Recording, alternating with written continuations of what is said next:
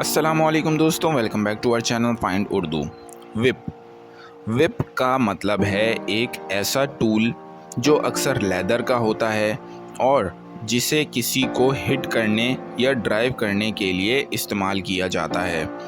Whip का concept animals को control करने में भी मिलता है और रेसिंग में भी यूज़ होता है। इसका वर्ब फॉर्म भी है जिसका मतलब है किसी चीज़ को रैपिड मूवमेंट के साथ कंट्रोल करना या क्विक रिएक्शन शो करना। जैसे हॉर्स राइडर ने अपने हॉर्स को स्पीड बढ़ाने के लिए विप यूज़ की। The chef whipped the cream until it was light and fluffy.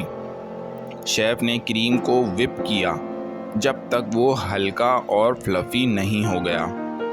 Whip का यूज़ एक फास्ट और कंट्रोल्ड एक्शन के लिए भी किया जाता है, जैसे क्रीम को विप करना या इंस्टेंटली किसी रिस्पॉन्स देना। तो दोस्तों, ये था विप लफ्ज़ का मतलब। उम्मीद है अब आपको समझ में आ गया होगा। मिलते हैं नेक्स्ट वीडियो में। शुक्रिया।